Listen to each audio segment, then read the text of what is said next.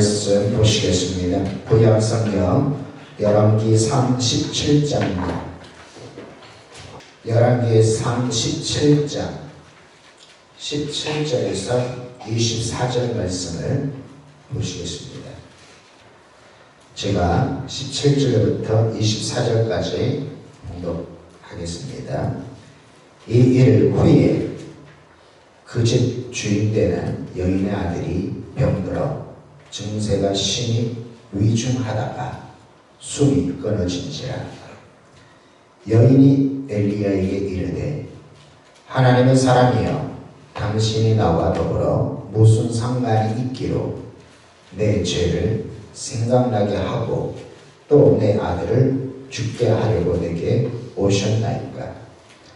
엘리야가 그에게 그의 아들을 달라 하여 그를 그 여인의 품에서 받아 안고 자기가 거처하는 다락에 올라가서 자기 침상에 누이고 여호와께 부르짖어 이르되 내 하나님 여호와여, 주께서 또 내가 우고하는 집 과부에게 재앙을 내리사 그 아들이 죽게 하셨나이까 하고 그 아이 위에 몸을 3번 펴서 엎드리고 여호와께 부르짖어 이르되 내 하나님 여호와여, 원하건대 이 아이의 혼으로 그의 몸에 돌아오게 하옵소서 하니 여호와께서 엘리야의 소리를 들으시므로 그 아이의 혼이 그 몸으로 돌아오고 살아난지라.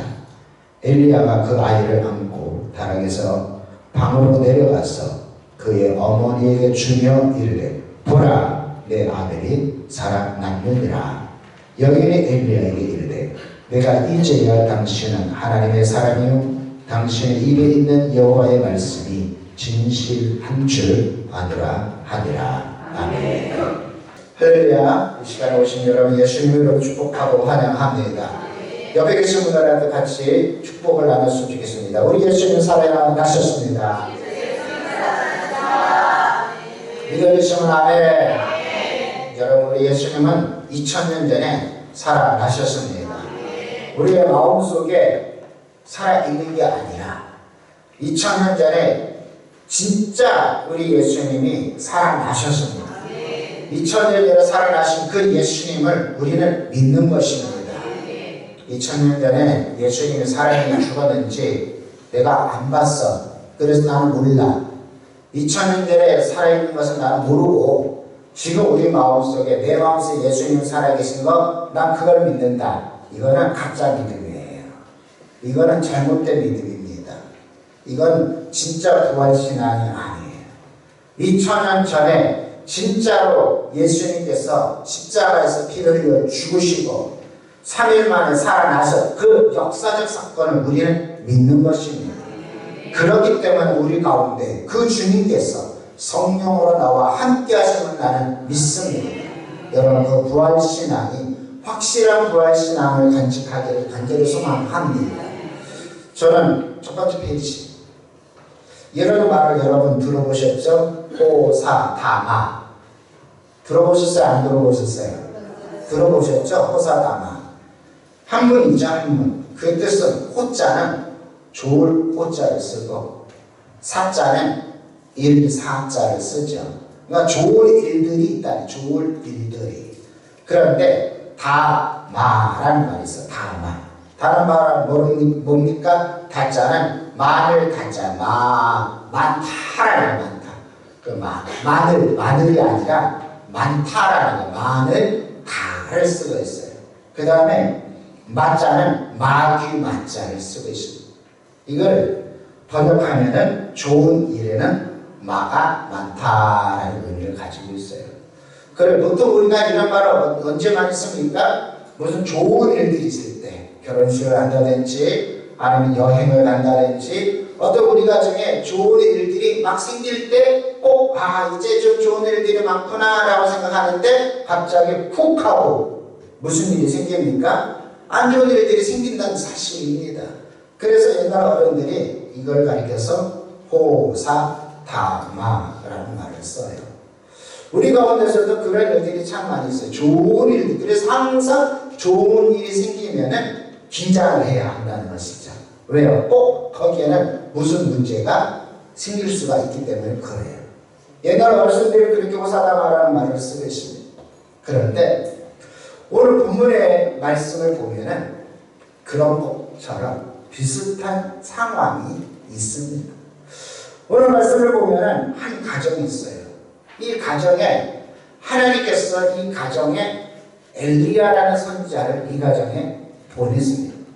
엘리야 선지자가 사역할 때 이때쯤에 어떤 일이 있었냐면은 3년 반 동안 비가 오지 않은 일이 있습니다. 비가 오지 않으니까 기근이 심하죠. 비가 오지 않으니까 흉년이 심하죠. 먹을 것이 없는 거예요. 그런데 이 한 가정도 과부인데 이 집도 먹을 것이 없어요.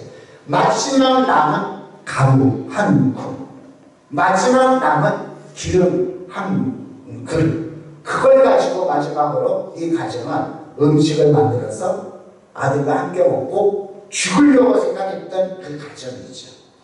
그 가정이 바로 사르바에 살고 있는 과부입니다. 하나님께서 그 가정에 엘리야 선지자를 보냈잖아요. 보내고 그 가정에 하나님께서 은혜를 베풀어 주셔서 엘리야 선지자를 통하여 그 가정에 기적의 역사가 일어난 것 우리는 잘 알고 있습니다. 어떤 역사가 일어났습니까? 기름통에 기름이 마르지 아니하고 가루통에 가루가 마르지 않는 하나님의 놀라운 기적의 역사를 그 가정이 체험하고 있었다는 사실이죠. 오늘 본문의 17절 이렇게 시작하죠. 이 일 후에, 이 일 후라는 이 일이 어떤 일입니까? 바로 가루통에 가루가 사라지지 아니하고 기름통에 기름이 사라지지 아니하고 계속해서 하나님의 기적을 맛보고 체험하고 있는 그 후라는 사실이죠. 그런데 그 후에 어떤 일이 빵 하고 터졌습니까? 사랑하는 아들이 질병으로 죽고 말았습니다. 호사다마와 같은 일이 생겨진 것이죠. 여러분, 좋은 일이 있다고 해서 끝까지 좋은 일이 있으면 얼마나 좋겠습니까?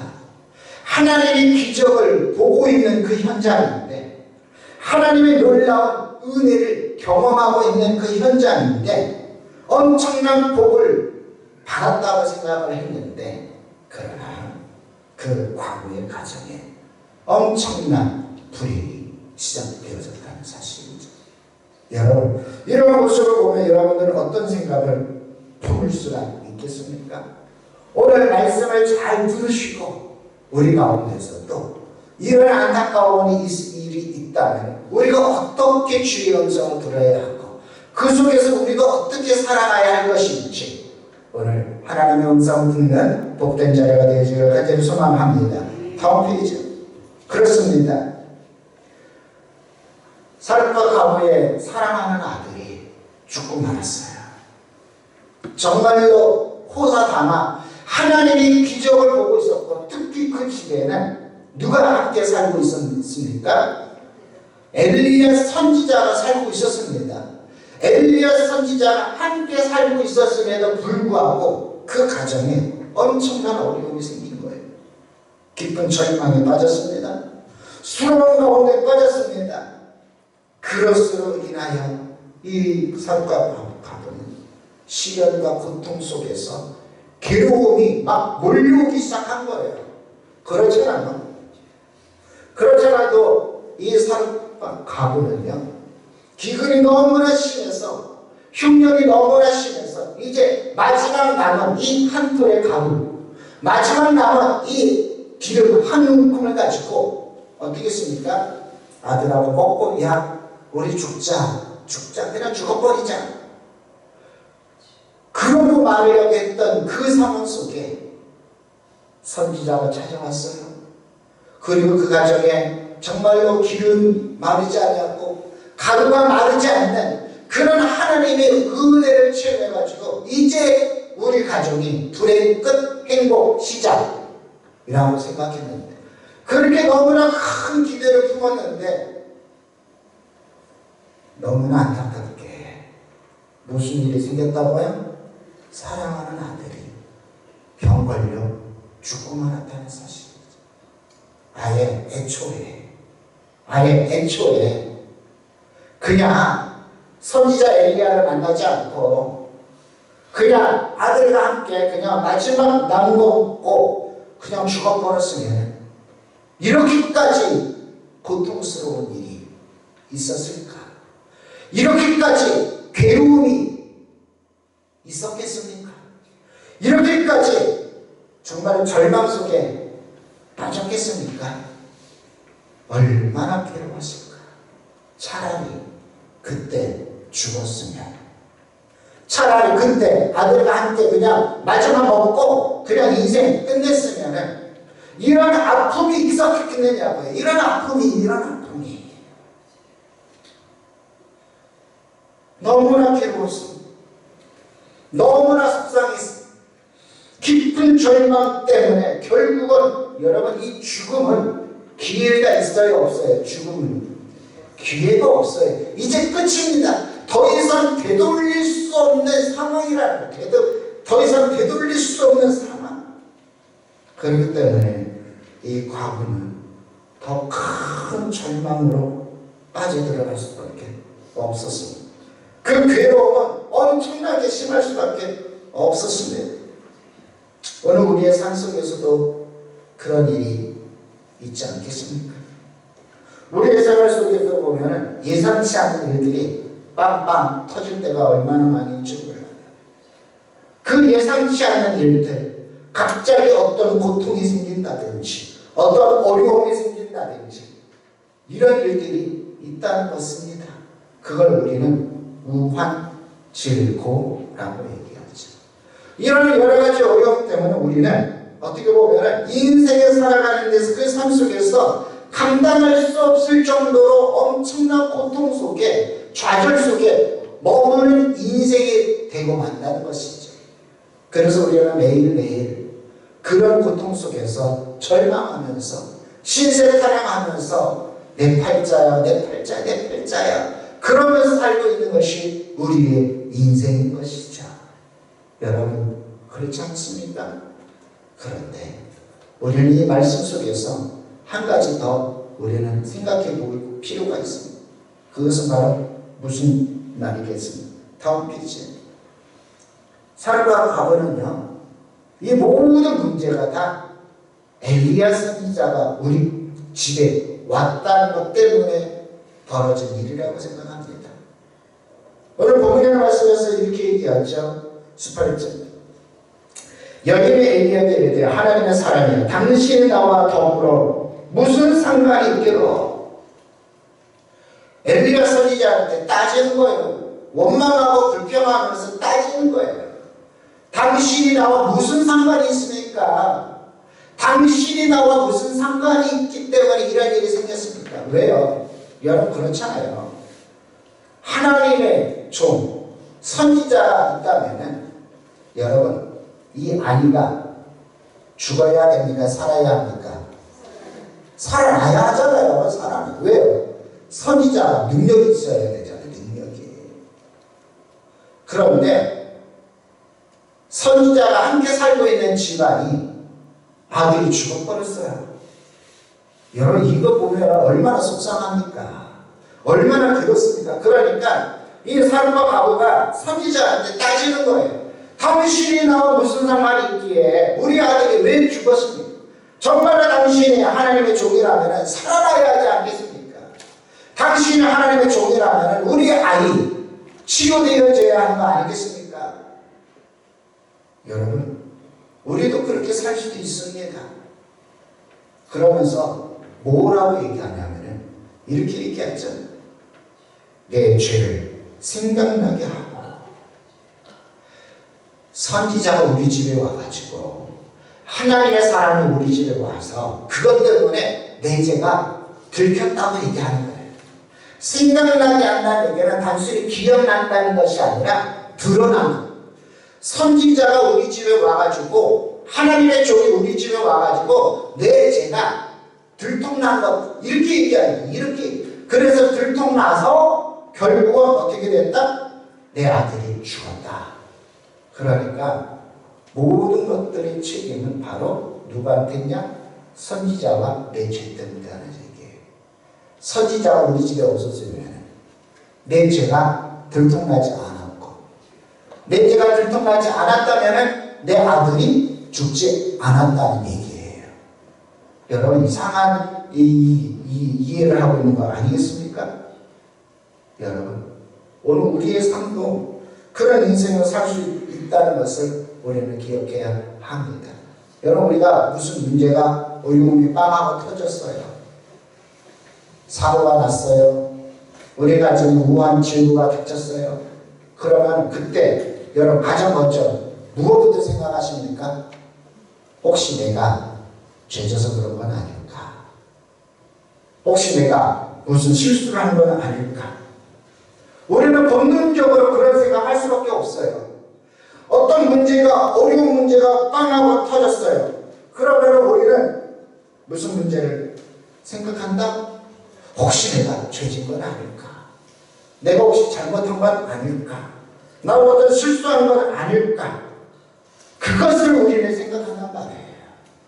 오늘 본문에 등장한 사람과 가부처럼 이게 아들이 죽은 것이 죄로 인한 하나님의 심판은 아닐까? 그런 죄책감이 들어옵니다. 그런 죄책감으로 인해서 더욱더 두려워지기 시작하죠. 그 두려움이 더욱더 커질 수밖에 없어요. 그래서 선지자한테 원망하며 불평하면서 얘기를 하는 거예요. 당신 때문에 내가 지금 죄가 들통났다. 당신 때문에 내 죄로 인해서 내 아들이 죽었다. 이렇게 얘기하고 있는 이 사렙 과부의 이 원망하는 모습, 불평하는 모습. 여러분 이 모습을 보면서 무슨 생각을 하게 됩니까? 여러분 왜 사렙과 과부에 선지자가 있음에도 불구하고 왜 하나님은 그 아들의 영혼을 불러갔었을까? 여러분 우리의 인생 속에서 우리가 이해할 수 없는 일들이 얼마나 많이 있는지 모릅니다. 이게 단지 사렙과 과부의 문제, 개인의 문제가 아니라는 것을 우리는 알아야 합니다. 분명한 것은 이건 하나님의 심판이 아니라는 것이에요. 분명한 것은 이 사렙과 아들의 죽음은 사렙과 과부의 문제가 아니라는 것이에요. 사렙과 과부가 지은 죄 때문에 아니라는 것입니다. 무엇이라는 것입니까? 하나님의 섭리가 있다는 것이에요. 여러분 그렇기 때문에 우리 인생 속에서 어떤 우한 질구가 우리 가운데 닥칠 수도 있어요. 내게 사건이 생길 수도 있고 나에게 사고가 빵하고 터질 수도 있고 나에게 어떤 문제가 생길 수가 있습니다. 그러나 그것 때문에 여러분 죄책감에 사로잡혀서 두려움에 사로잡혀서 원망하고 불평하는 죄를 짓지 마시길 바랍니다. 오히려 그것은 하나님이 나를 통하여 하나님의 섭리가 이루어지는 놀라운 기회라는 것을 여러분 믿는 은혜가 있기를 소망합니다. 단순한 사고가 아니에요. 단순한 사건이 아니에요. 단순한 문제가 아니라는 것이에요. 무엇이 있다? 하나님의 섭리가 있다는 것을 여러분 깨닫는 은혜가 있기를 소망합니다. 하나님의 섭리가 있다는 것을 알면요, 그것을 깨달으면은 사렙과 과부처럼 원망하지 않습니다. 사렙과 과부처럼 이건 내 죄 때문이라고 낙심하지 않습니다. 절망하지 않습니다. 상심하지 않습니다. 괴로워하지 않습니다. 오히려 하나님 이 사건을 통하여 나에게 무엇을 말씀하십니까? 조용히 주의 음성을 듣는 그런 시간이 되어질 수가 있다는 것을 여러분 믿는 은혜가 있게 소망합니다. 그것이 바로 무엇입니까? 바로 선지자가 이 사렙과 과부의 이야기를 듣고 그 아이를 안고 자기가 잠자고 있는 다락방으로 데리고 올라가죠. 그 아이를 안고 올라가요. 선지자 마음이 얼마나 아프겠습니까? 그래도 그 아이를 안고 다락방으로 올라갑니다. 다락방은 선지자가 거처하는 방이에요. 그 다락방은 선지자가 기도하는 방입니다. 다락방은 선지자가 그 속에서 그 방 안에서 하나님과 깊이 만나는 그 장소예요. 선지자가 하나님과 깊이 만나는 그 장소로 이 아이를 안고 올라간 거예요. 그리고 그 아이를 이렇게 눕혀놓고 어떻게 했어요? 엎드렸어요. 몇 번 엎드렸다고 나왔습니까? 성경에 3번을 엎드렸다고 나왔어요. 3번을 그 몸 위에 엎드렸어요. 한 번 엎드리고 2번 엎드리고 3번 엎드리면서 선지자가 하나님 앞에 무엇을 위하여 기도했습니까? 부르짖어 기도했어요. 하나님, 이 영혼 살려주시옵소서. 이 아이 살아나야 합니다. 이 아이 살아나야 합니다. 왜 그러겠습니까? 왜? 바로 하나님의 영광을 보여야 하기 때문에 그래요. 하나님의 기적이 나타나야 하기 때문에 그래요. 그래서 선지자는 그 아이를 침대에 눕혀놓고 그 몸 위에 한 번 몸을 엎드릴 때마다 주여 이 아이를 살려주옵소서. 한 번 더 엎드릴 때마다 하나님 이 아이를 살려주옵소서. 한 번 더 엎드릴 때 하나님 이 아이를 살려주옵소서. 3번을 그렇게 엎드렸다고 성경은 기록하고 있습니다. 여러분, 이 3번이라는 단어가 얼마나 중요한 단어인지 아십니까? 그렇게 엎드리고 간절히 간구하고 기도하는 그 기도, 믿음의 고백이었습니다. 간절히 부르짖는 기도였습니다. 오늘 우리들에게도 이 기도가 필요한 거예요. 이 기도가 그렇게 선지자의 기도에 하나님께서는 어떻게 하셨더라? 그 어린 아이를 살리셨습니다. 그 아이를 그 영혼을 그 아이 속에 다시 집어 넣으셨습니다. 그래서 그 아이가 살아났어요. 살아나가지고 그 어미에게 이렇게 보내면서 뭐라고 얘기했습니까? 내 아들이 살아났다라고 얘기했어요. 여러분, 이것은 단순한 기적이 아니에요. 단순한 기적이 아니라는 얘기예요. 여러분, 그냥 기도해서 아이가 한 생명 살아났다, 기적이다, 야 정말 하나님의 기적이구나 라고 말할 수도 있겠지만, 이것은 단순한 기적이 아니라 무엇을 보여주는 예표인지 아십니까? 바로 예수 그리스도께서 3일 만에 살아나는 것을 보여주는 예표라는 것을 여러분 믿는 은혜가 있기를 소망합니다. 선지자가 3번이나 엎드렸어요. 3번이나. 이건 3번이나 엎드렸다는 얘기는 우리 예수님께서 3일 만에 부활할 것을 예표하고 있는 증거라는 것을 여러분 믿는 은혜가 있기를 소망합니다. 여러분, 3일 만에 우리 예수님께서는 부활하셨습니다. 왜 3일 만에 부활하셨는지 아십니까? 이 3이라는 숫자는 바로 아주 중요한 숫자이기 때문에 그래요. 하루 만에 부활하실 수도 있겠지요. 이틀 만에 부활할 수도 있겠지요. 아니면 3일이 아니라 일주일 후에 부활할 수도 있겠잖아요. 그런데 왜 하나님께서는 3일 만에 예수님을 살려내신 줄 아십니까? 3이라는 숫자는 바로 성경에서 삼위일체 하나님을 상징하기 때문에 그래요. 또 3이라는 숫자는 오늘 엘리야 선지자가 이 아이의 몸에 3번을 엎드리면서 간절히 간구한 그 결과로 하나님께서 그 어린아이 생명을 살려주셨기 때문에 그렇습니다. 그렇기 때문에 이 3번의 엎드림은 바로 예수님이 3일 만에 부활할 것을 알리는 예표가 되어졌다는 것을 여러분 깨닫는 은혜가 있게 소망합니다. 그냥 단순한 형식이 아니에요. 3번 엎드린 것은 단순히 종교적인 행사가 아니에요. 3번 엎드렸다는 것은 단순히 그냥 간절히 기도했던 의미가 아닙니다.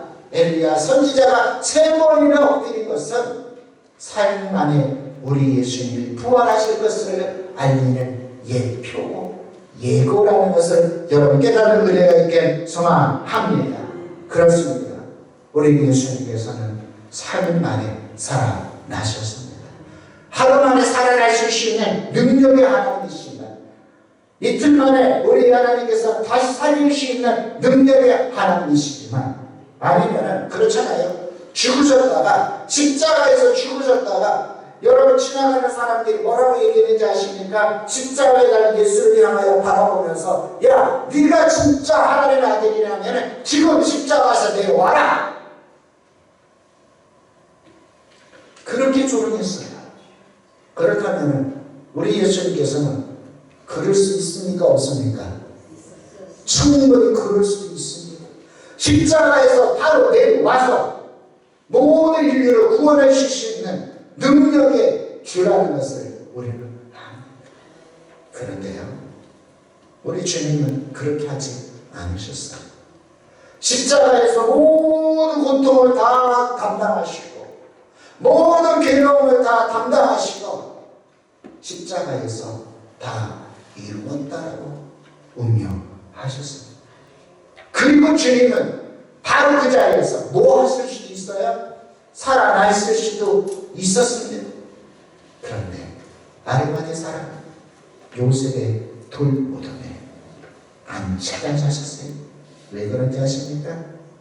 성경 말씀을 이루시기 위해서예요. 구약에 예언되어져 있기 때문에 그렇습니다. 성경에 그렇게 기록되어졌기 때문에 그 구약의 예언대로, 구약에 약속하신 대로, 구약에 말씀하신 대로 주님께서는 부자의 무덤에 들어가셨다는 것입니다.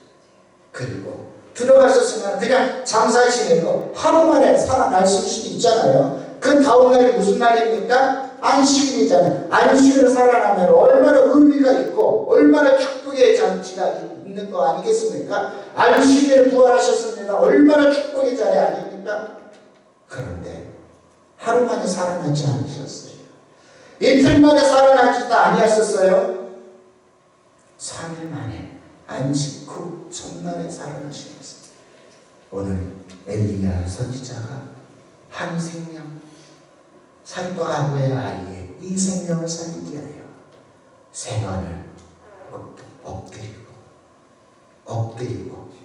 엎드리는 이 말씀이 응하기까지, 이 말씀이 예언이 성취되어지기까지 우리 주님은 3일을 기다리셨던 것을 여러분 깨닫는 은혜가 있기를 소망합니다.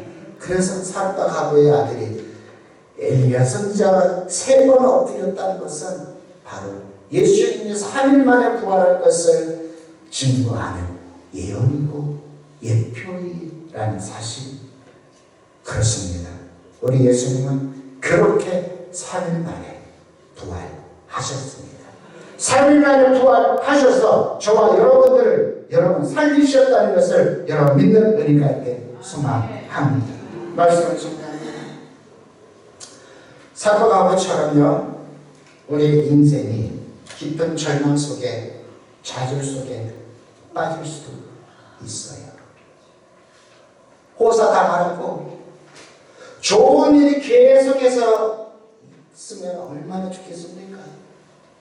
이 일 후에 기름통의 기름이 마르지 않냐고, 가루통의 가루가 마르지 않냐고 계속해서 먹고 마실 수 있는 그런 행복한 가정이 될 수도 있었겠지만 갑작스럽게 찾아온 이 아들의 죽음, 선지자가 있음에도 불구하고 살아나지 못했던 이 아들의 죽음, 그것 때문에 더 살과 가부는 좌절 맛볼 수밖에 없었고 괴로움을 맛볼 수밖에 없었고 너무나 비참한 자신의 모습 속에 이게 내 죄가 아닌가 하고 자기의 죄라고, 자기 때문이라고 슬퍼하고 좌절하고 괴로워했던 이 가정. 그러나 그것이 하나님의 섭리라는 것을, 하나님의 구원의 계획이라는 것을 깨달아야 할 때에 사람과 가부가 얘기하죠. 이제야 내가 믿습니다. 하나님의 말씀을 이제 내가 믿습니다 라고 고백한